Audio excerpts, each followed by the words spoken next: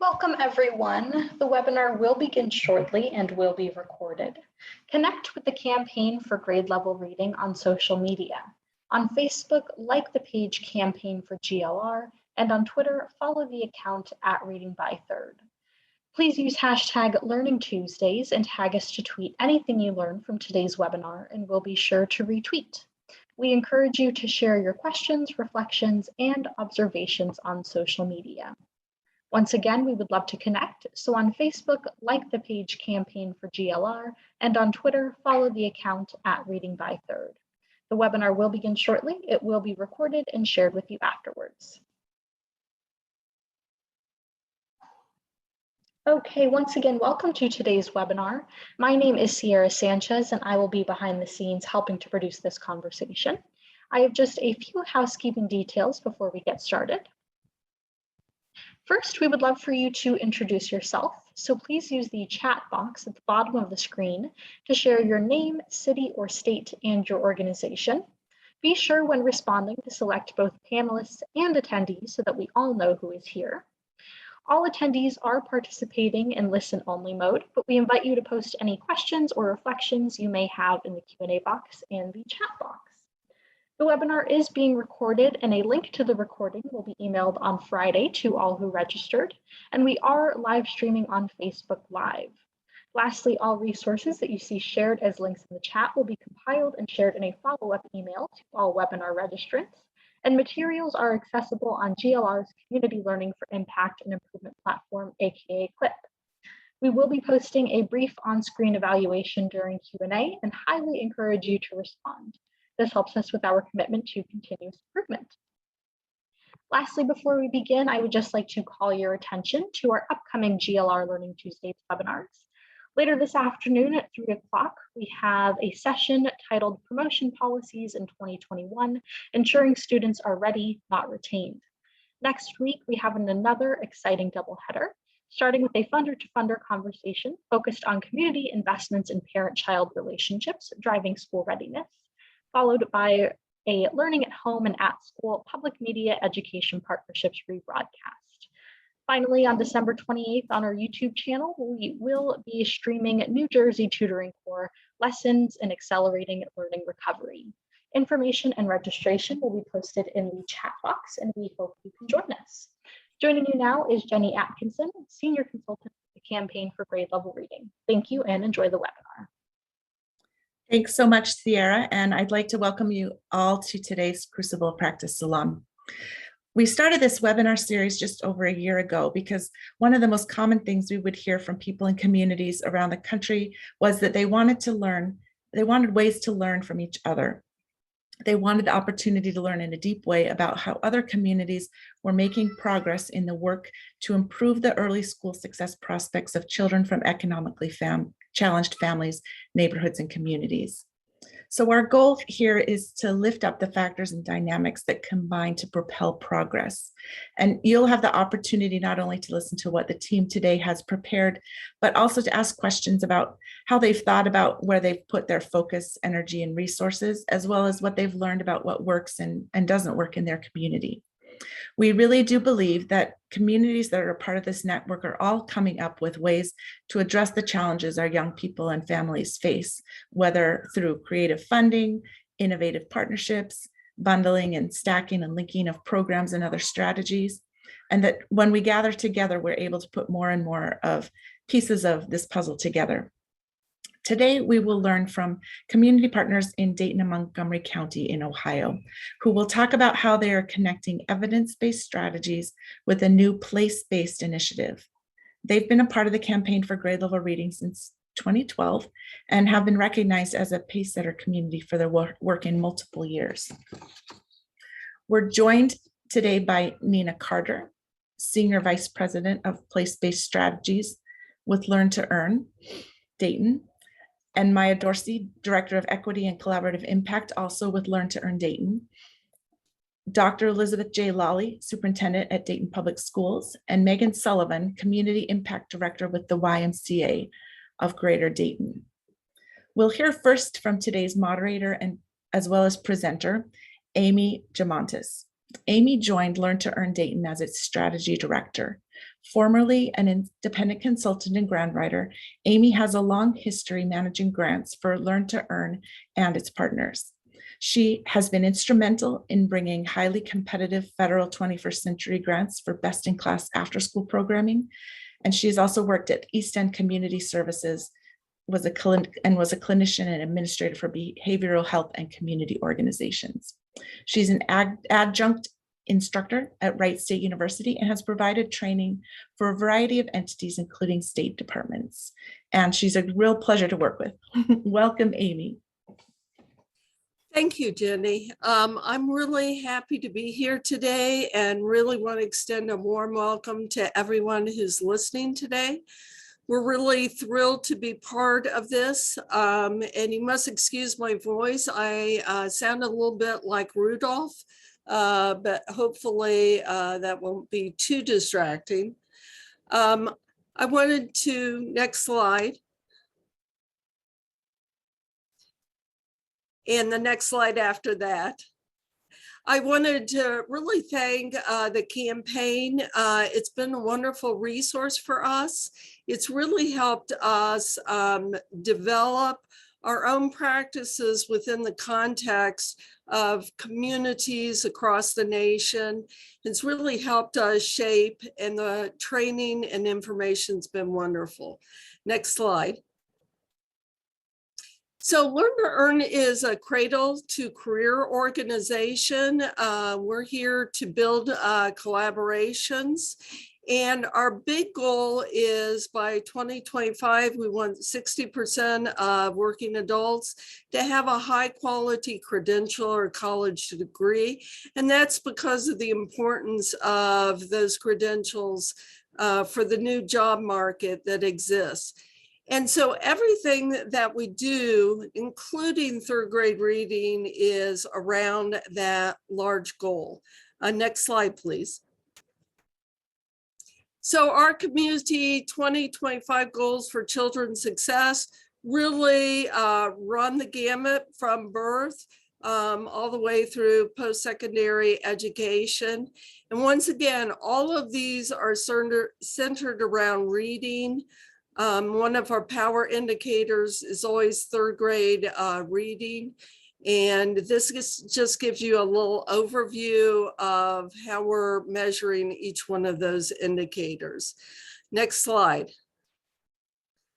So we realized we would not meet our overall goals or even our little benchmarks, interim goals for each area, unless we address some of the equity issues. So this is the outcomes for our network at a point in time, and you can see the disparity between Black students and white students in terms of the challenges that individuals face.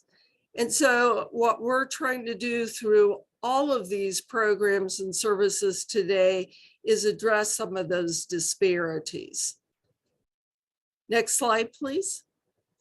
And the other thing that's really important is we are using a shared system of information between the district and after-school providers. That's called a Learning Circle platform. We're also using a Salesforce platform that connects after-school, school district, pediatric clinic data through Dayton Children's, Sinclair University, and also many universities, one of our childcare providers, with our Omega CDC, which is providing 2-generational services. So our real goal is to have data that really looks at the whole family and their needs across time.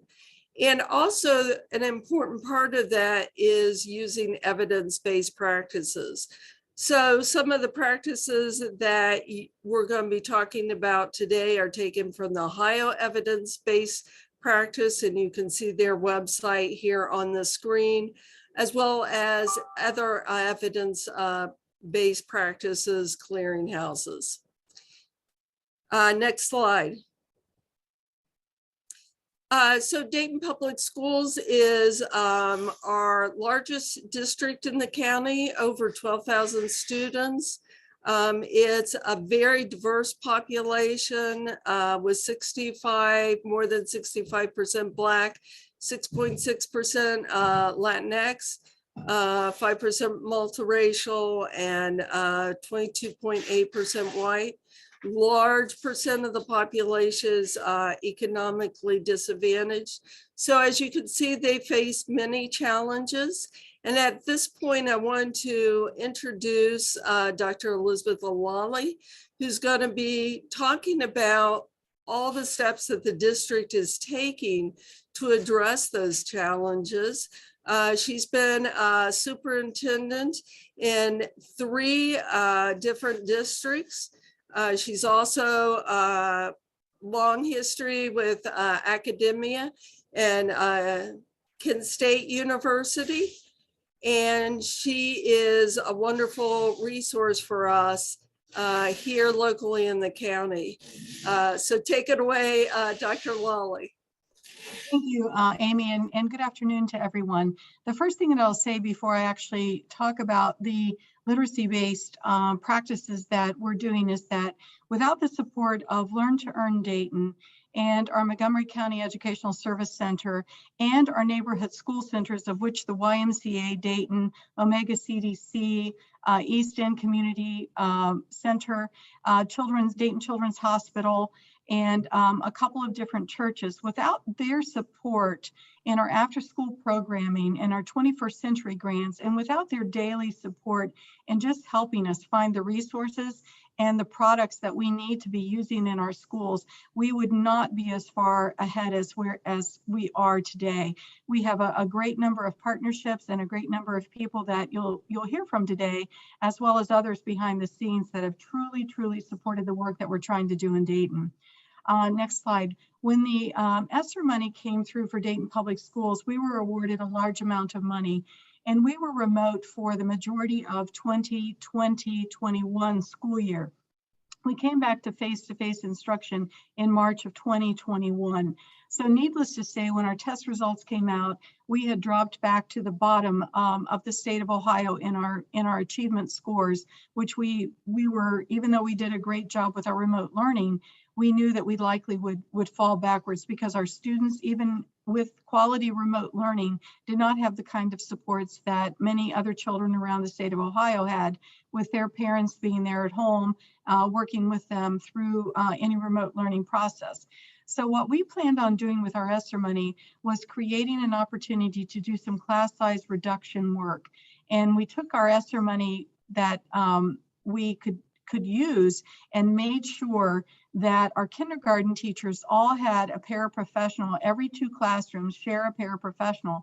So when we do our literacy work and we do our math work in our kindergarten classrooms, that paraprofessional has been trained to take a small group while the teacher takes a small group, and they work together on creating that environment where we have a smaller group that gets the direct instruction from the kindergarten teacher while the paraprofessional actually practices the learning with the students in a different group, and then they switch. So we've tried to make sure that we lowered that class size. Most of our kindergarten classrooms range anywhere from 22 to 25, which is a large number for kindergarten. However, we also have some kindergarten classrooms that have up to 28, which means that we tend to have a full-time para in that particular classroom. So we really need to focus in on that early learning piece with our kindergarten. Next slide, please. We also made the decision to do something very different, and we hired 100 additional first grade, second grade, and third grade teachers. And what we've done, we don't have the space to create 100 additional classrooms. So what we did was we divided our classrooms, and we call it a double teaching model. There are 2 teachers in the classroom. They do not team teach. They do not co-teach. One teacher is focused entirely on literacy. The other teacher is focused on math, and they teach half of the class literacy skills, and the other half of the class is learning from the other teacher math skills. We have a day that's outlined very carefully to include phonics instruction, writing instruction, skill-based reading comprehension instruction, and then also time to do a reading workshop block. In our math side, we do exactly the same thing. We've created what we call our math phonics, and that basically are foundational skills that our students actually use to learn math. So math concepts are also encouraged and increased during that period of time. We do a writing block in mathematics. We also do the skill-based block in mathematics, and then we do the follow-up math work that a student needs to do in a workshop block of time, working with Dr. Nikki Newton on that particular math workshop. But what also happens is in between those class changes, the teachers have time for small group instruction. So there are 4 times during the day that a teacher can have small group instruction. 2 for the literacy teacher, 2 for the math teacher, and then they go back to their group of 10 students that they're working with, or 12 students that they're working with. So we're hoping to see an increase. We actually did see an increase in our state test results from last year and from the previous year in more than half of our 18 elementary schools when we got back our reading report for the fall. And we'd only been in school for about 6 weeks by that point in time. So we were very pleased to see that we're starting to move forward with catching up and closing that reading achievement gap that we know that we had from the remote learning opportunity. People will say, you have 2 teachers in the classroom teaching different things at the same time. Yes, we do. It has been an adjustment for about a handful of our teachers to understand that they have to share their materials, they have to share the classroom, they don't have to share technology or anything like that, because we've provided that for those teachers. But it has been an adjustment for them. But we are very, very pleased with the results, and we're very, very pleased with the majority of our classrooms, because it truly is narrowing that focus and making sure that that small group of students get that extra support, and that teacher can see what that child is learning that day, while they actually have enough time to intervene and remediate that student immediately, instead of trying to deal with 22, 25 students at a time. So we're really pleased with that double teaching model, and we're pleased with the fact that our classrooms are starting to show some gains and some gap closing. Next slide, please. We also use some of our ESSER money to create a class size reduction for our math in our 4th, 5th, and 6th grade classrooms. So we actually have math specialists that take half of the class at the same time. Same sort of concept that we used with our literacy in the early primary grades. We're doing that with our math, and splitting the class up and trying to catch up, make sure that they have the opportunity to learn the vocabulary that's related to math, make sure that they can read the math problems that are coming at them, making sure that they can also write about math. So we're really focusing in on putting literacy into that math component as well. Next slide, please. And then in our 7th and 8th grade classes, because many of our students come in perhaps even 3 years behind what would be a typical 7th grader, we have created mandatory reading classrooms. We implemented the Springboard curriculum, which is a workshop-based curriculum that we had used in one of our high schools for some remedial work and some extension work before, and we felt that this would be a really good program to implement. It's mandatory. So instead of having a double block of language arts where we had reading in one block, actually language arts in one block where we were doing literature, and then writing in another block, we have taken that apart and put reading as a separate block. And then of course, in the typical old-fashioned kind of middle school schedule, our reading teachers, literature teachers are teaching literature and teaching the writing component. So you have to take a mandatory reading class, and then you take your regular ELA class, which includes that literature and that writing component. So we're hopeful that we can close that achievement gap in our 7th grades as well. We do not have any test results right now. We're anticipating in a week we'll have our MAP results to show whether or not that's made any significant change in what our students are able to do this particular fall. Next slide, please. And we also have a cohort of teachers we've offered through Miami University in Oxford, Ohio. We've offered the opportunity for teachers to complete a reading endorsement for our secondary teachers. We offered reading endorsement opportunities for our elementary teachers 2 years ago, and now we're offering it for our high school teachers and our middle school teachers. And we have a group of teachers who are actually working through that with Miami University. The district pays for that tuition money and has created that cohort group so that they can go through and have the support of each other, as well as the support of the district and Miami University professors that are teaching it. So we're hopeful that we'll see some additional practice in our literacy continue in our content area reading, as well as in our English language arts classrooms in our 7 through 12. And I believe the next slide, please. We had to extend the school year for Dayton Public Schools. We extended it through June of last summer. And then we ended up not being able to offer our traditional types of summer school. So we offered summer camps for 2 weeks in July. The summer camps could be things like art and equity. We also had a robotics class that we offered. Did a variety of different kinds of camp type activities with our students so that they could actually learn the skills that we saw were gaps by the time we analyzed our math results, our MAP results. And then we actually taught those and then had them do activities in the afternoons so that they could actually engage in that use of what they had learned the day before in the morning. So we really tried to make sure that our students had extended learning opportunities throughout that summer that were a little different than what we typically offer in our summer program. We also had summer programming that included programs with our partners that I mentioned earlier, Dayton Children's Hospital. This is on the next slide. Dayton Children's Hospital, the YMCA, Omega CDC, City Connects in one of our buildings, East End Community, McKinley Church, and Communities in Schools, which is in 2 of our buildings. So we were able to offer a variety of things with them.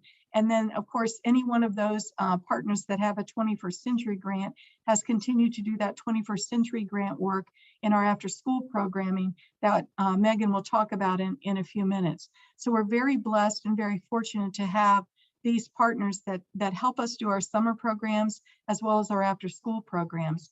Next slide, please. And lastly, Dayton Public Schools is working with Ed Directions to provide coaching to teachers on a weekly basis in 6 target schools. They work on the district objectives and on the district goals, which include that literacy goal that is a pre-K through 12 literacy goal.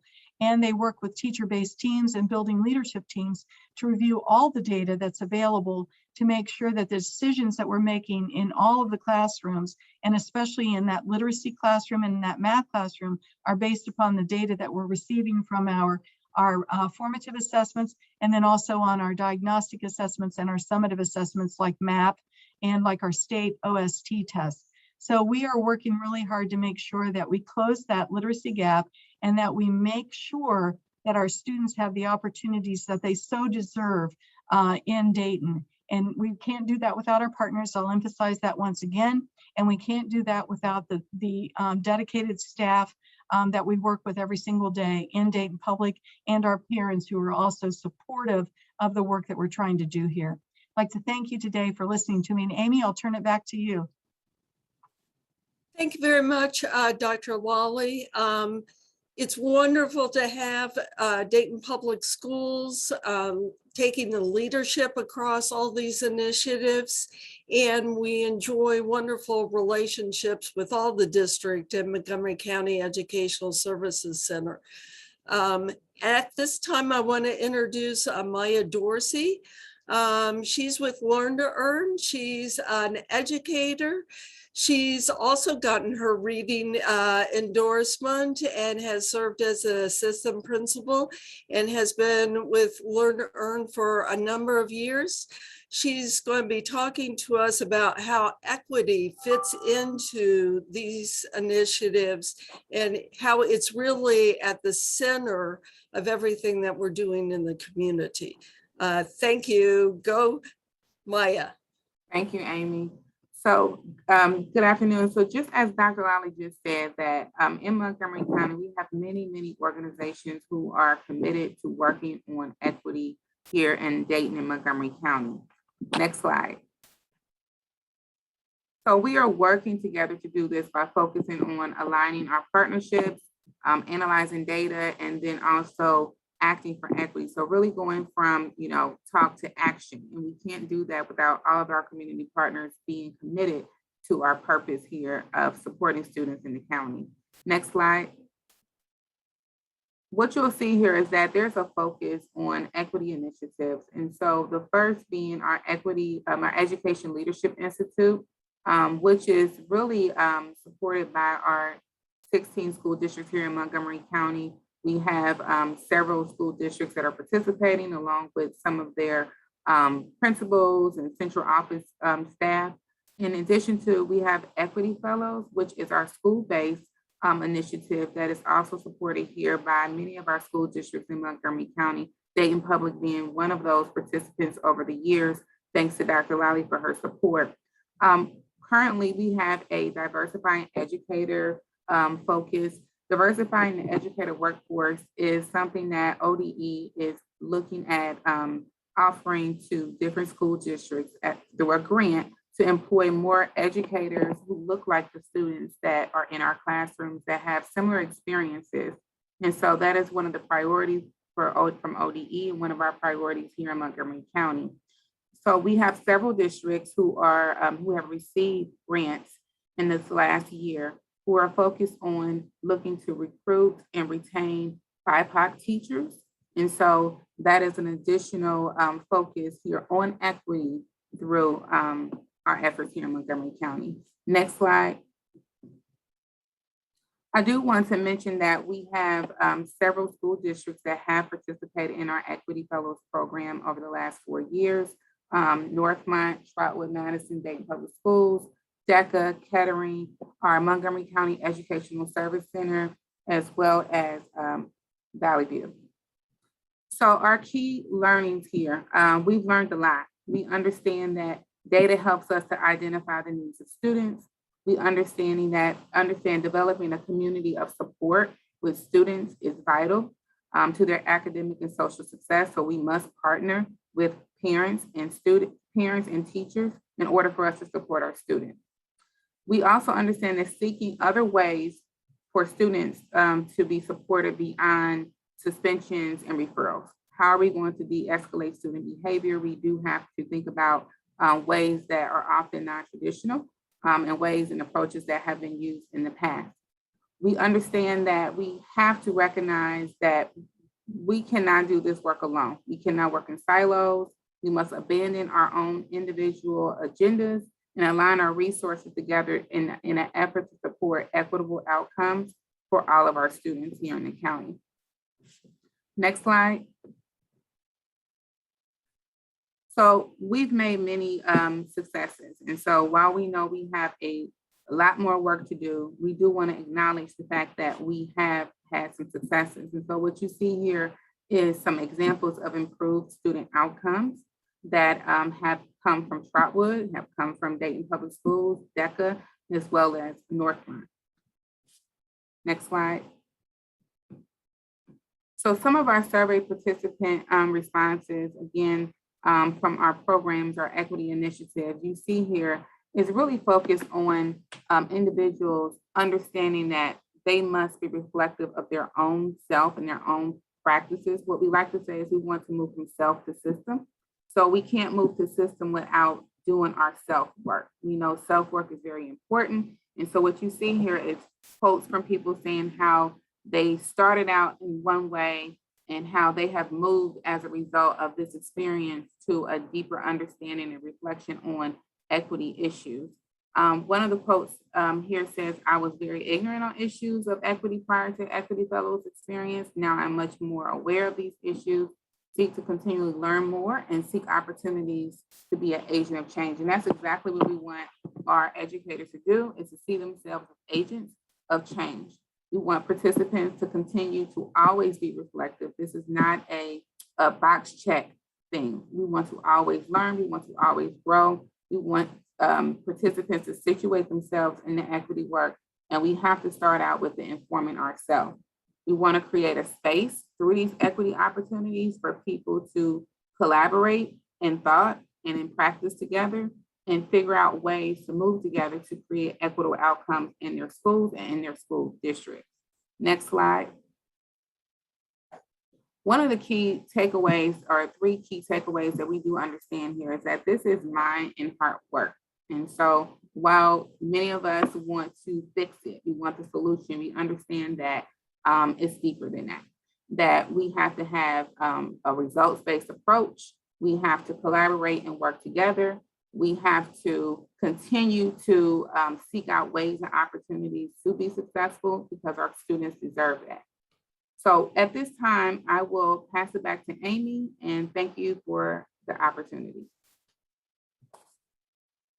Thank you, Maya. And yes, that is a wonderful overview of where we're going with equity. I know that Tom just put into the chat, you know, one of our partners on equity initiatives is also the Dayton Metro Library.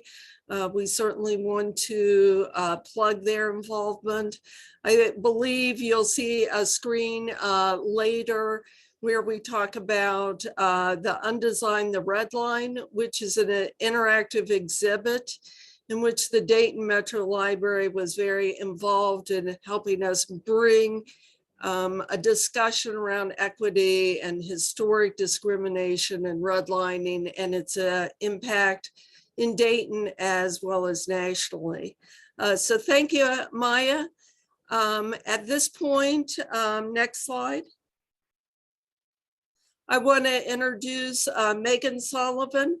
Megan is Director of Community Impact for the YMCA of Greater Dayton, and the Y is a partner with 2 of our neighborhood school centers and also has partnerships with other districts throughout the county.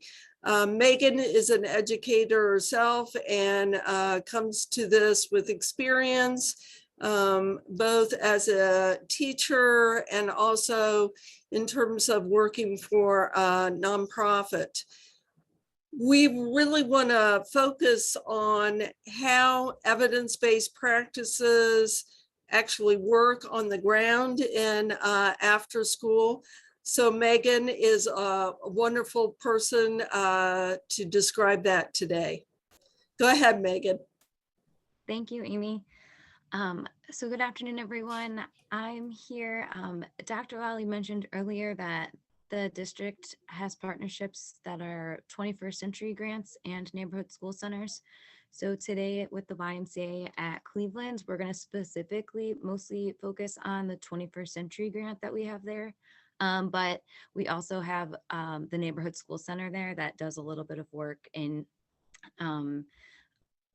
together with the 21st century grant. So what we do with that 21st century grant is what we've been talking about all day, providing evidence-informed and evidence-based academic instruction to them on a daily basis after school and in the summer, normally for 4 to 6 weeks in the summer. We also focus on the social emotional development and physical activity and nutrition with our students in the after school program. We do an hour every single day once they get to us of academic or of language arts and math. So when they get to us in the afternoon, they're a little bit tired from school, so we feed them a snack. We let them play in the gym or outside to get their wiggles out, and then we send them back to class for some instruction and homework help. And that's Mondays through Thursdays. On Fridays, we call them Fun Fridays. That's when we do our enrichment activities. So they get to do STEM, art, nutrition, physical activities, and then we also do some social emotional learning on Fridays too. We do highlight social emotional development and growth a lot in our program. We have a childhood mental health specialist on staff full-time every day for our staff and students.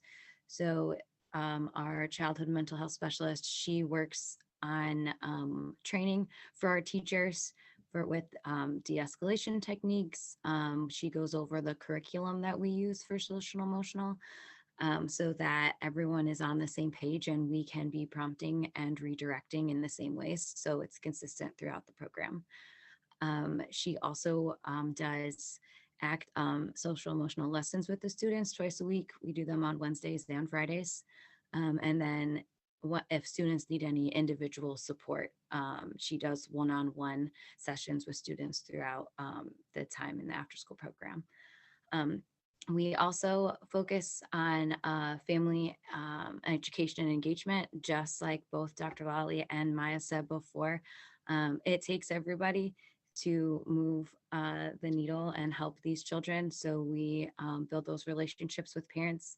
We have monthly family nights, and I'm going to speak to that more specifically in a couple minutes. So some of the, on the next slide, the evidence-based strategies that we use are going to be very similar to what you heard from Dr. Lally, and that's intentional. So we write these grants and we work together so that students are doing similar things in the after-school program that they see in the school day. So the curriculum that we chose for our language arts is Passport to Literacy. It is a strong evidence-based curriculum that is aligned with the school day curriculum that they use. It is a supplemental curriculum, meaning that normally curriculums that are lesson plans are like 45 minutes to an hour for the school day. We obviously don't have that kind of time in the after school. So our specific lessons with that curriculum last a half an hour. We do the center model in the after school program. So each classroom has a lead teacher and an assistant teacher, and the lead teacher will do the Passport curriculum with a small group of students, normally about anywhere between 4 to 7 students, while the assistant teacher is working on additional specific center activities that reinforce a lesson for that day. We try to keep our student to teacher ratio low. Normally it's about 1 to 12 students per 12 students per one teacher during academic time.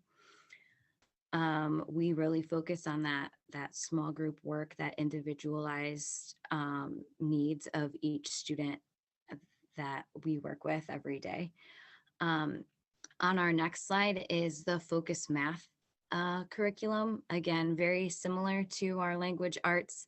It is an intervention curriculum. So again, we work with the students, and the lead teacher works with the students specifically on our focus math for about a half hour each day, while the assistant teacher is working with some of the other students on either, we have computer programs that we use Prodigy for math, and then, or a specific learning center where it reinforces those foundational math skills that we were working on in the intervention math for focus math.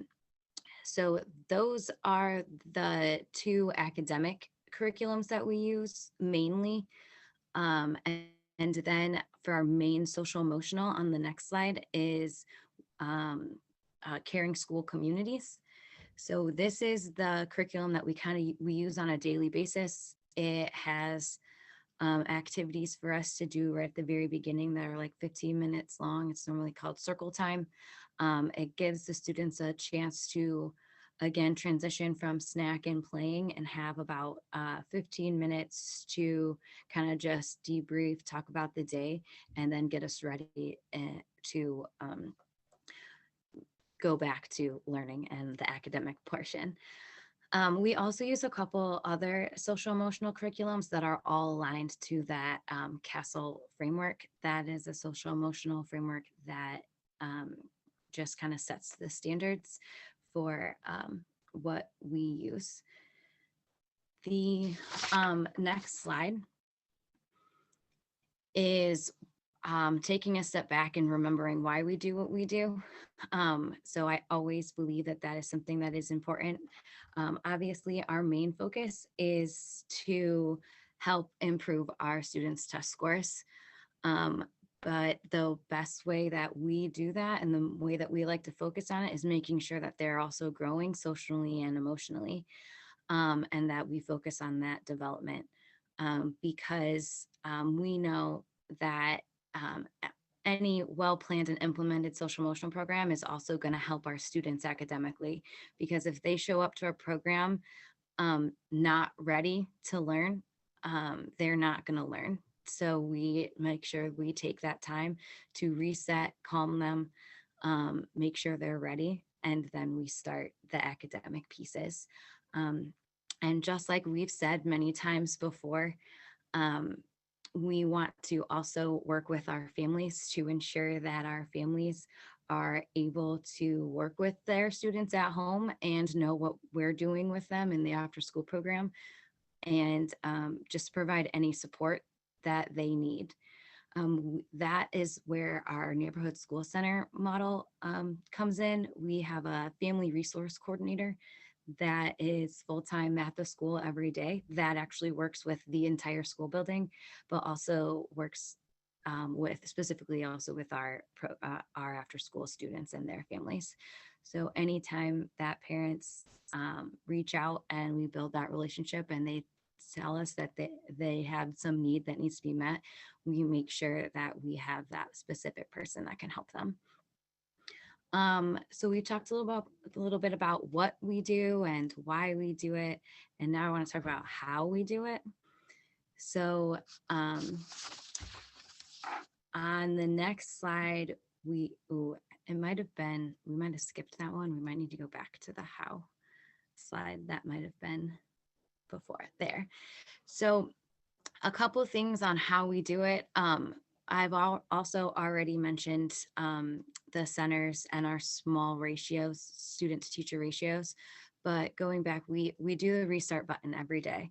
Every single day, our students get to restart, and even if they did not do well the day before, they get to try again today. So we ask them, what are we going to do today that to make sure that we have a better day, or how can we help you have a better day today? So sometimes that is harder to do, but we keep moving forward every day and making sure that they get a restart. We also, during our summer program, did a 30-minute silent reading after lunch and recess. So again, like I said before, they need a break. So this is a time for them to calm down and reset after they were just running around outside and getting all sweaty. So they had a half an hour every day to sit and read silently. And like most of you would expect, at the very first day, there was a ton of moaning and groaning, and I don't want to read, and reading's boring, and I can't read. But this was something that we knew was very important, not only for them to be able to reset and social emotionally, but also for academically getting them to read and understand that finding out that reading is fun. So we kept going. That it became a part of their routine and their schedule. So it was moaning and groaning in the beginning, and then by the end of the summer, it was, can I take this book home? I want to finish reading it tonight. So we were able to provide them with a variety of books that of all reading levels and all genres, and they were able to finally find books that were interesting to them. In our summer program, the students did grow 1 month in reading, and we had a 4-week summer program this past summer. The other thing we do that again, has already been talked about a couple times, but also just want to reiterate, our relationships and the communication with the school day teachers and the school building. So that is super important. We check in with the school day teachers all the time. If a student comes into us in a terrible mood, we try sometime that week to figure out what happened that day and just check in with those teachers. Even though I'm a YMCA employee, the Dayton Public does allow me to have a Dayton Public School email. So I'm very easily able to communicate and email teachers in the building whenever I need to. A really good example of that was one of our parents came in, and she had a daughter that is on an IEP and just recently got sent home their grades for the mid part of the semester, and her daughter was failing and she was very upset about it. So I told her, I was like, I don't do the grades, but I can talk to her teacher. So the very next day I was able to email that teacher and the IEP teacher, because that student was on an IEP, and ask what we could do in the after school program to make sure that she could raise her grade. And actually it ended up being that the teacher just made a mistake and she wasn't failing. And so her grade was corrected like that day. So those relationships with the school are super important, and the communication is key all the time. We also try to provide multiple ways for our parents to engage. Our program, students have to be picked up and they have to be signed out. So we see our parents every day. So those little moments where we can check in on them, make sure that they do feel seen, heard, and understood on a daily basis, and then just provide those small moments of growth and building relationships so that they do come to us when they have any issues, and that we can help them, is a big part of what we do on a daily basis. We do provide monthly family nights, and we do parent surveys. Those are like mostly the systematic ways that we help, or that we try to engage parents, but we also try to meet everybody where they are. There's a good example of kind of like one of the, I want to say random ways that our parents have engaged is there's this one father who works a lot. He's a single dad. He's providing for his daughter. And he sometimes picks up late because he's working all day. And he can't always come to the family nights, but he did notice that there's a lending library outside the school that one of those give a book, take a book, and the door handle was broken. So he came in and he was like, hey, I can fix that. Can I fix that for you guys? And so he came in and he fixed that for us the very next day after he picked up his daughter from our program. So there's a ton of different ways that parents can and do and want to engage. We just have to figure out what they are. So building those relationships with the school, the parents, the students, the teachers, the administration, grandparents, all of our families is really what we're here to do and what we strive to do on a daily basis. And making sure everyone feels seen, heard, and understood is really how we feel it's going to help our students grow academically, socially, and emotionally, so that we all work together. Thank you for your time, Amy. I'm going to shoot it back to you. Thank you, Megan. And it's so wonderful to have the Y involved with this, and our other partners like East End Community Services, Omega CDC, Dayton Children's Hospital, Communities in School, and many of the other providers, City Connects. And as Megan alluded to, we really spend a lot of time when we're writing these grants, pulling together the research, looking at the randomized control studies, looking at the different clearinghouses to select a strategy that seems to work well with what the district is offering, and also is consistent with the needs of a diverse urban district. And we're really thrilled to have be able to bring resources to the table like 21st Century Dollars. So that's a lot of what Learn to Earn has been doing, is identifying needs in the community, working with these providers and bringing resources to the table, which is a good segue into our next slide. We have to go down some. Yes, where we talk about place-based strategies. And place-based strategies is really our opportunity to bring all these resources together. Nina is our speaker in this area. Nina Carter is from Dayton, and I met her when she was working on a program that we called,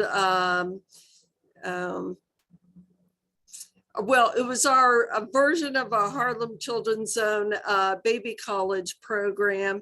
And then she also left the state and has worked extensively at Prince George's County. And then we were so thrilled to have her return to us, and is our Senior Vice President of Place-Based Initiatives.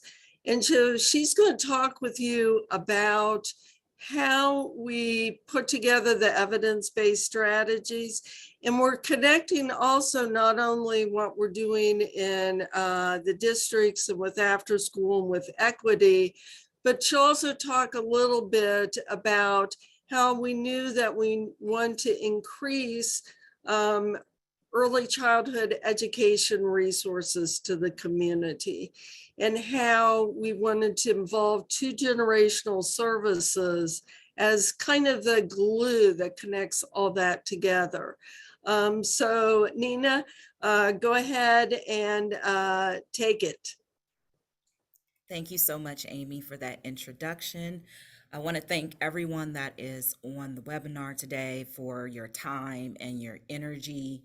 I believe all of us in our places and positions are purposefully doing this life work, as I like to call it, in our efforts to build communities, whether that's from an educational standpoint, during the school day, after school hours, whether that's focusing on equity across a cradle to career continuum, or even if that is in your individual communities as residents. And so I'm very honored and blessed to be able to work in this field, which allows me to build relationships and partnerships with people for the benefit of place.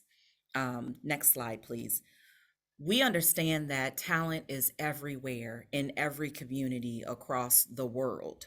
And that is no different for Northwest Dayton. It's no different for the city of Dayton as a whole. It's no different for Montgomery County or the state of Ohio. And you all may agree with that from your particular communities as well. But we all know for a fact through research that opportunity is not everywhere.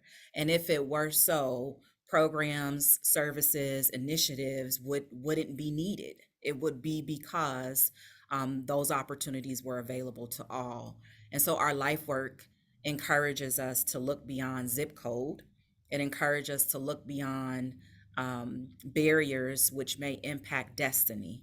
I am a strong believer in the fact that we all have a place and a purpose, and that regardless of how our lives start out, for some individuals, if opportunity is available, it can change the trajectory of their lives.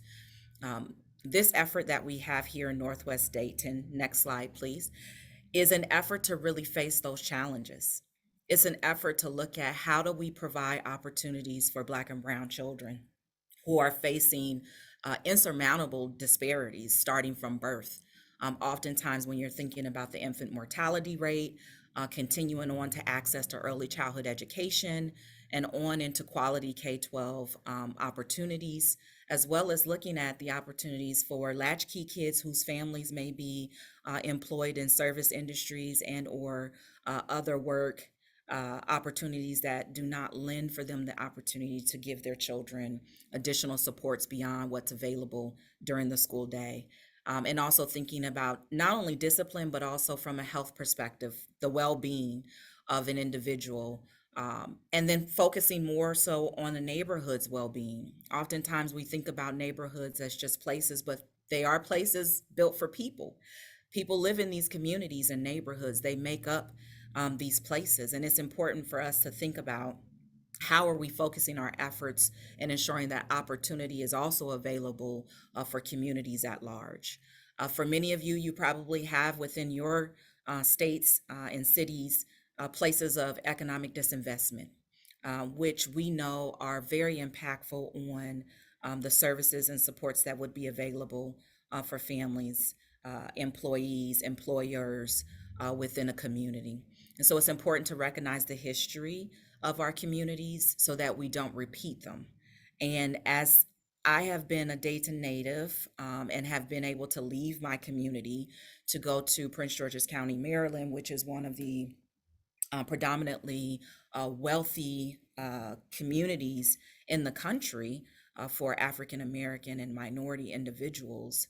I have been exposed to the fact that disparity is present everywhere. It doesn't matter about the socioeconomic status of portions of the county or portions of the state. There are pockets of disinvestment everywhere. And so it is important for us to remember that in our life work, we have to do all that we can to remove discrimination, to remove barriers for families who are seeking opportunities to have a better life. Place-based partnerships are community driven. Not only are they community driven, they are outcomes focused. And it is an approach that takes more than one individual and one entity to engage in. Next slide, please. In this place-based partnership work, it's important that we're collaborating with a number of organizations who are leaders in their areas of expertise, but also that we are engaging the community as centering our work and ensuring that we are working with people and not doing things to people or for people. In our investment that we received, it is an investment that focuses on how do we scale our current reach.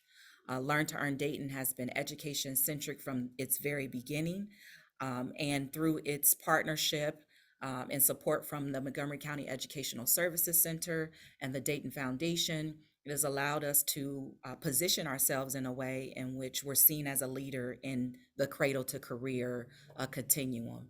Being a partner of the Strive Together Network allows us to have access to evidence-based practices, to share information and resources with other cradle to career organizations. And so it allows us to build and strengthen our infrastructure and our foundation in order to do this work. Next slide, please. And so while we're thinking about this investment, next slide, please. And so while we're thinking about this investment that we received from Blue Meridian Partners, I like to focus less on the amount, the dollar amount, and more on the opportunity that the investment is providing. This is an opportunity for us to move beyond surface level collaboration. And I don't mean collaboration in the sense of sharing referrals and connecting families to information. I mean a true investment in community voice, utilizing the talents and skills of the residents that live in our communities, and removing and moving from a negative perspective of the things that keep our communities divided. It's important that we focus on this opportunity to scale our reach and our impact is really focused in on the promising solutions to the problems that we're addressing as a collective, as a collaborative together. This investment in collective action is really focused on community level input.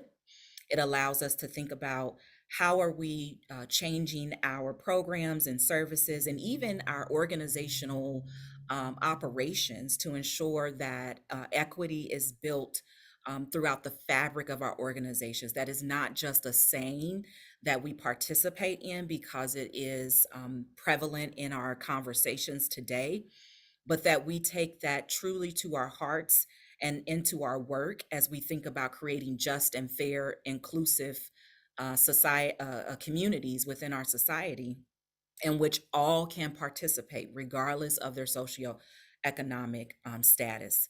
And also thinking about the talents and the skills that residents have and finding ways to help them reach their full potential. That's what the Northwest Dayton Partnership is seeking to do.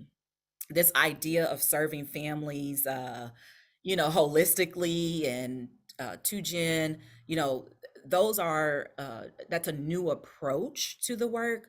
But serving families holistically isn't something new for our communities.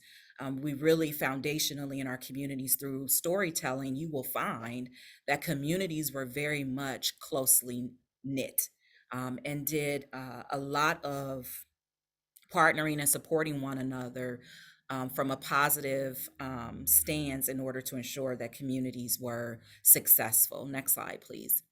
And so for us, we believe that families know best. They know what they need. They don't need us to tell us what they need. There isn't a survey that we need to provide them to tell us, you know, what their thoughts are. They explain these things to us multiple times as they engage in systems.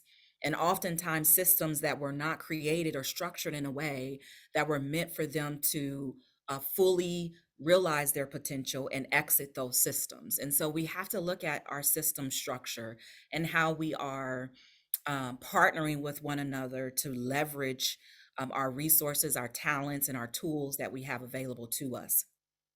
The best way we can do that is ensuring that families are a part of the solution, that they are helping us identify how programs and services can uh, diminish the amount of times it falls short in helping families to reach their goals. I don't want to sound doom and gloom about organizations and the work that they do, because without the organizational structures, many of the families would not have the opportunities. But I think it's important for us to use our voices in very bold and strong ways to say, we recognize that the systems in which we operate uh, has come to a place in which we need to dismantle and rebuild, and doing so with those individuals that are most impacted by the work that we're implementing. And so as you notice here in this image, you'll see the workings of gears around some of these core areas of 2 generation strategies. You know, when you think about education, family, and workforce development supports, there is a place for every family member to see themselves in 2 generation work. It could look like comprehensive intake across organizations that are partnering together. It could look like family-centered case management, right? Where it's not about checking off a box or moving a family through a stationary process, but ensuring that they are actually getting what they need in terms of the case management that they came seeking support for. That could look like education and career pathways, services that are directly linked to job opportunities, social support for from peer relationships and cohort-based services. It could definitely look like high quality early childhood education, and specifically access to necessary health and human services for all family members. And so this 2 generation intervention, so to speak, allows us to look at how are we touching each piece of this work to ensure that from a cradle to career continuum, a family can enter into an organization's doors and move seamlessly through that organization, and the partnership and the collaborative networks that it has created to ensure that they're having all of their needs met, so that when they leave those doors, they are renewed in their belief and their strength in regards to how they as themselves are going to pull someone up that was in a similar situation as them. And so our Northwest Dayton partnership wants to utilize 2Gen strategies to think about how are we approaching and supporting early child education, K-12 education, looking at workforce and post-secondary and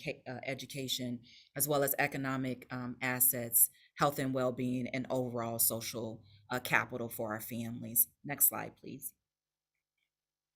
And so when we think about collaboration, more specifically, you know, we want to focus in which ways are investments being made in our particular community to ensure that this work is continuous beyond a Northwest Dayton partnership, right?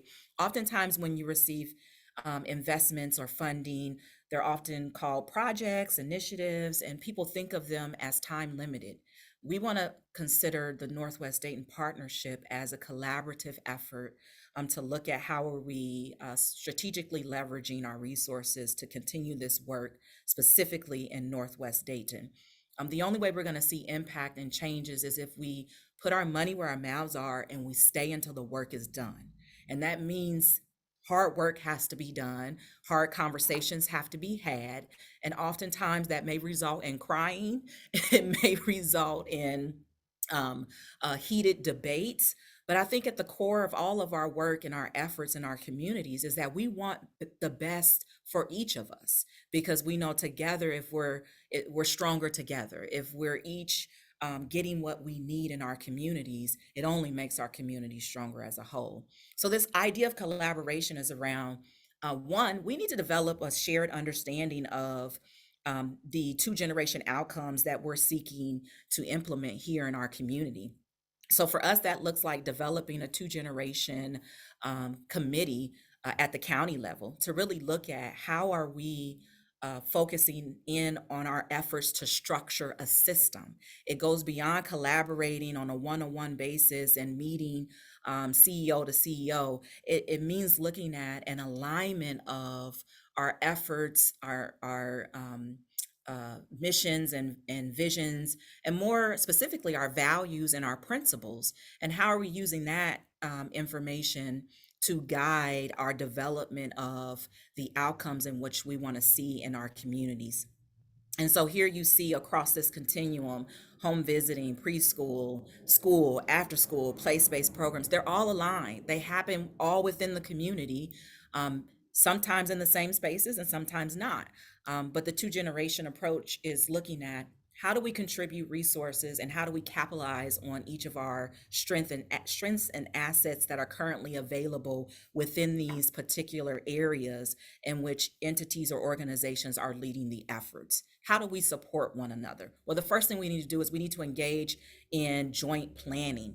We need to talk through what is a 5-year, 10-year, sometimes 1 year or 3-year plan, and thinking about how do we restructure our systems. And that's hard to do because oftentimes systems have been in place forever, and so people get used to the way that things are. But the more you have those conversations in a place-based focus and opportunity, it gives you the space to say, here's where our lens is at the moment. And for us to get this right, we have to ensure that everything is aligned in a way that allows us to evaluate the effectiveness of our work, right? Next slide, please. We also want to think about how do each of these programs and services help us align our two-generation work. And so when we think about collaboration, we need to think about high levels of engagement, right? How are we engaging with staff, with leaders across organizations and agencies, but also how are we engaging residents and the needs that they have? How are we promoting parent voices in this work, right? And so we collect information, we collect data all the time, mostly quantitative, but here recently, we've been seeing more efforts in promoting parent voices and utilizing storytelling to provide opportunities for families to put faces on the numbers, and for us to celebrate the successes that we see present in the work that we do every day. Next slide, please. When we think about preschool and when we think about early childhood education, here locally, we have had the opportunity from the city of Dayton, as well as with Montgomery County, to really put a focus on early childhood education and ensuring that there is quality universal pre-K that is available for a population of families here locally. Our Blue Meridian funding for Northwest Dayton Partnership allows us to expand that reach for families that may just miss the mark on being eligible for county level or city level funding for tuition assistance. And so while our efforts are focused on typically underserved populations in this specific community, we are serving a community that has a mixed socioeconomic background and status here. And so we want to ensure that we're Also thinking of those families that are working really hard and making their ends meet as best as they can and just need a little bit of help to make it along the way. And so our efforts in ensuring that we're galvanizing not only resources financially, but we're also partnering with early childhood education learning centers to include them in the planning process for how they would like to support and strengthen the early childhood education system here locally. One way that we're doing that is looking at a wage equity study in which we're partnering with the early learning educators to come up with a plan of how we will implement this wage equity pilot within the Northwest Dayton partnership boundary area. And so they are identifying focus areas, and they are also identifying ways in which they can be inclusive and ensuring that the educators within their centers are receiving the support and access that they need. Next slide, please. We talked about after school earlier, and so we're very excited about the partnership that we have. Next slide, please. And then we also talked about quality K-12 schools. You heard from Dr. Lally earlier today in regards to the coaching and technical assistance that is provided specifically in the Northwest Dayton footprint area. There are 2 schools specifically in our boundary area receiving supports, but we're very appreciative of the opportunity to partner at a systems level in thinking about how do we align our efforts across this K-12 portion of the work as well. Next slide, please. And then lastly for us, it's not just for us about doing the work, it's also about being intentional on how are we learning from our practices and also learning from others in the community that are doing the same type of work. And so we wanted to ensure that we highlighted for you that we are reaching out to technical assistance provider and meeting on a regular basis. They're sharing information with us that is allowing us to build our capacity here as a community, not just as Learn to Earn Dayton, but as the Northwest Dayton Partnership as a whole. And so I thank you for this time to be with you and share with you some thoughts around place-based partnerships and rounding up this great group of ladies that presented today. And I'm going to turn it back over to Amy for the rest of the webinar. Thank you, Nina. And I really want to express my appreciation. We also want to speak a little bit about some of our funders that help us do this work, the Dayton Foundation, Montgomery County United Way, the Mattil Family Foundation, the Iddings Foundation, a million different foundations locally who are very helpful to us and are instrumental to this process. And we're really looking at using this Northwest Dayton partnership as a way of aligning systems and looking at all of our local resources and how those fit together. So we really appreciate, once again, Jenny and the campaign for inviting us to speak today. Thank you very much. Thank you so much, Amy, and all of our presenters today. We're going to turn to Q&A now for a few minutes. We have a couple of questions in the Q&A box, but if you have questions that you haven't put in there yet, please go ahead as we start to talk with our presenters. There is time for some additional questions if you have some. So the first one I think is a pretty specific question directed for Dr. Lally, and it was a question that said, is there a specific curriculum for the 7th and 8th grade reading classes? Yes, the Springboard curriculum is the one that we put in place for the 7th and 8th grade reading. It is a basal type series, but it is workshop based. So it's not really a traditional type of basal, but it is a basal that our teachers use as a guidebook to actually implement a workshop model. And it's very specific in the skills and very specific in what the expectations are for the students to respond with their information, the gaps that they might have, as well as any enrichment that needs to occur. It's an outstanding program. It's called Springboard, B-O-A-R-D. Okay, great. Thank you. And then one other question related to the the model that you have with the two class teachers doing two different subjects at the same time. Is that something that you have seen somewhere else, or how did you come up with the thought that that would be, you know, a good strategy to use for those classrooms? I have to laugh. I've been a curriculum person before I was a superintendent for about 22 years. So strange ideas always pop into my head. And I actually was in a conversation with one of my former teacher leaders who was also a principal in a district where I worked as well. And she and I were batting around ideas for what we could do to actually close the gap in our urban schools. And we came up with that idea. She does it slightly different in her district. She actually does a team teaching model, whereas we actually split hours, and one teacher focuses on literacy, one teacher focuses on math. But together we basically came up with a weird idea to do that, and we hope that that it's going to work. And I'm pretty sure that both of our districts will see success with that. So it was not anything that we'd seen in the research. It wasn't anything that I knew about as a former, curriculum person.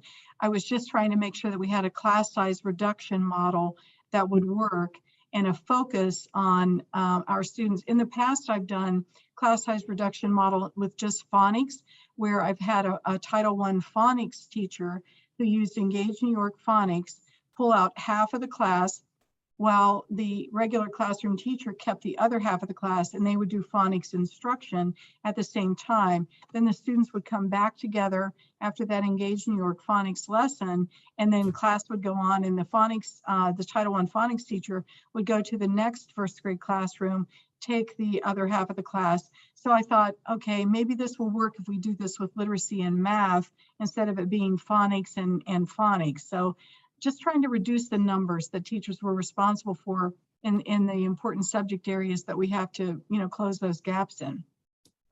Great. You might call it a weird idea, but it sounds like a really an interesting model, and I'll look forward to hearing more about it. I know you mentioned that you've seen success already, but look forward to hearing more about how that works for you. Another question, I'm not sure who this one who's the right person to answer this one, so you can jump in if you are. How do you work with the extended learning partners who are not in the school? Do you have any coaching or training of their staff? So maybe both someone from Learn to Earn as well as you, Dr. Lawley, could speak to that. I think whenever we work with the neighborhood school partners, Megan and the other upper level management positions for each of the organizations that we partner with, we are the governing board together, and we talk together, we meet together periodically to talk about what the programming needs to look like. But everyone knows that they try to support what's already happening in the Dayton Public Schools. So for example, when they ask for intervention software during the remote learning time so they could do their after school programming, we gave access to our intervention software for them to be able to use that in their after school programming with those students. So it's a matter of just having those conversations with people. For our summer programs, when they run our summer schools, not our 21st century, but our summer schools, they must work with our Title I coordinator, our federal programs director, basically, and make sure that we know what data points we're going to collect. We share the pre-data, it's post data from our MAP assessment in May and June. We share that with them so they know what the starting point is. Then they have to give a post assessment after their summer program is over, so we can qualify that with our Title I funding, because that's how we fund them. We give them a block amount of money per pupil, and then they use that to actually instruct the students. So they have to have their plan in place that's approved by our federal programs director and work through our curriculum department. We don't offer the training, but they do it on their own, and they typically will hire classroom teachers that are either DPS teachers or teachers in other Montgomery County schools. And two of those programs actually offered very structured programs before COVID hit. So it was they had to follow the model that they were using before that. And they had to follow that model for training and that model for implementation. So it's been, we're pretty excited about the fact that we have workers that are using classroom teachers that are staying the course with Dayton Public Schools. So we haven't had to do any extra training, if you will, for them at all. Great, thank you. And Nina, it looks like your hand is raised. Did you have something to add, or was that from the past? That was on accident. Okay, no problem. One might want to discuss the summer and after school collaborative, because that's how Learn to Earn supports that the providers who are not districts providing after school. So the Summer and After School Collaborative, just like Megan just talked about, is made up of about 14 different programs or partners here in the county. And some of them are 21st century programs, some of them are not, but we are definitely tied to the public schools. So thanks to Dr. Lally and her support for collaboration is definitely making it possible for this collaboration. So, our focus in after school is focused around supporting attendance, the third grade reading guarantee, social emotional support, healthy out of school time. And so we're really right now able to collaborate with the program that I believe Dr. Lally or maybe Megan mentioned with Learning Circle, one of our platforms that we're using to be able to track the progress of students, to be able to track attendance for when they're in the after school programs, when they're not, we're sharing that data with the school districts as well, so that we have this two-way communication system. And so that is definitely helping to make the communication a little bit more robust and helping us to be able to find and meet the needs of our students and our families in the county. Great, thank you. So Nina, I loved how you talked about place-based work that y'all are doing, and it was really so helpful to hear about so many of the really thoughtful ways that you guys are approaching this work. And one of the things I was wondering about is, people and organizations are all at different levels of understanding and experience with sort of what you said around moving beyond surface level collaboration, as well as, really authentic two-generation work that you described. And I'm wondering if there's any like tools or resources, anything you found helpful.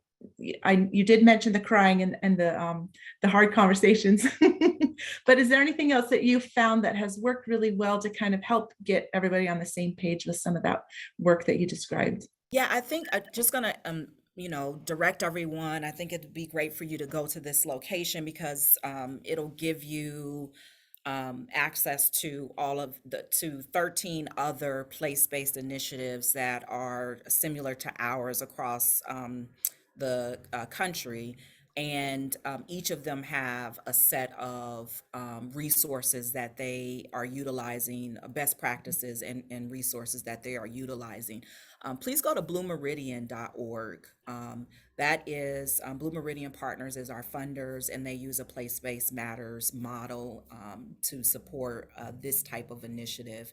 And there you will find a plethora of information and details around place-based strategies and initiatives, ranging from how to start them up, and how they're started in other communities that may be similar to yours. And you may in fact find that there are resources in your particular community that Blue Meridian is investing in as well.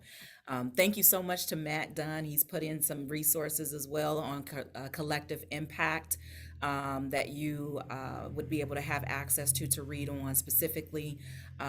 Matt is with our Montgomery County Human Services Organization, and we love partnering with him and his team. And I want to share with you all too, when we're thinking about community impact, collective impact, community voice, the Northwest Dayton Partnership is also, we have a steering committee of 5 individuals that help steer this work and ensuring that we are utilizing an asset-based community approach and a collective impact approach. We have individuals that range from representing the library. We have 3 individuals that live in the community and are also a part of, local organizations here within our community. We also have a DPS parent that sits on the steering committee. And then we have 2 vacant steering committee positions that we will be filling in early 2022 with young adult residents ages 18 to 25, because we felt like it was important to have community voice in this, I'm sorry, young adult voice in this work as well. And so, you know, thinking about the Ascend Institute is another resource that attendees may want to research in terms of two-generation approaches. The United Way in Austin, Texas also has a two-generation framework that they utilize that has been beneficial and really great to read and follow.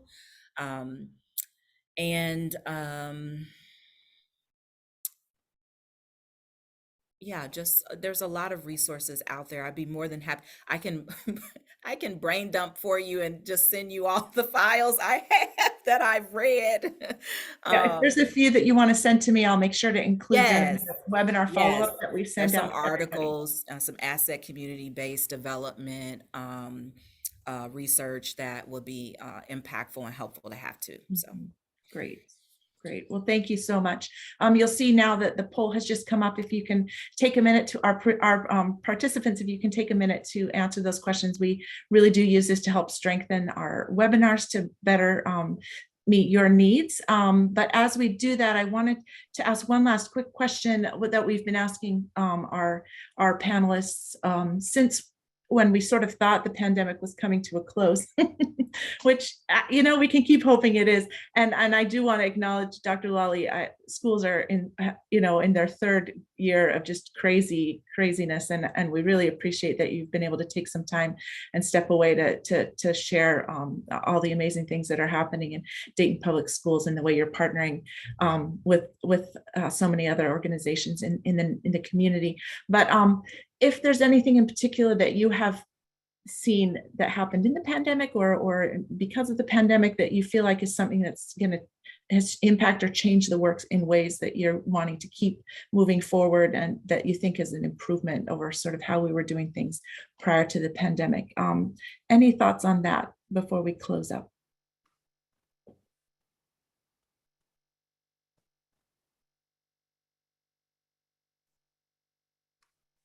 It may be that you've already just instituted it into the work and it feels like norm now.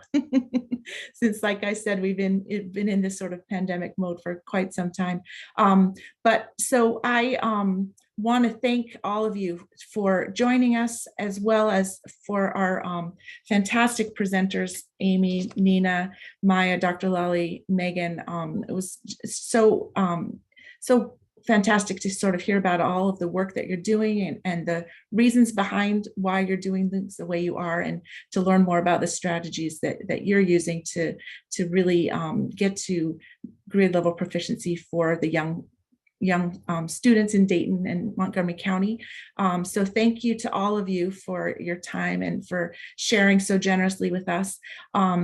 We are going to just put up the slide of the upcoming webinars again, so that those of you who are on the webinar can just get a sense of what's coming up with the Campaign for Grade Level Reading webinars on GLR Learning Tuesdays. Again, today at 3, we have promotion policies in 2021, ensuring students are ready, not retained. And then the following Tuesday, we have 2 webinars, starting with our funder to funder conversation, community investments in parent-child relationships, driving school readiness, as well as then a re-recording of the Learning at Home and at School public media education partnerships. And then streaming on Facebook on December 28th, we will have the New Jersey Tutoring Core lessons in accelerating learning recovery. So thanks again to everyone who joined us, for our wonderful presenters, and I hope you all have a nice afternoon.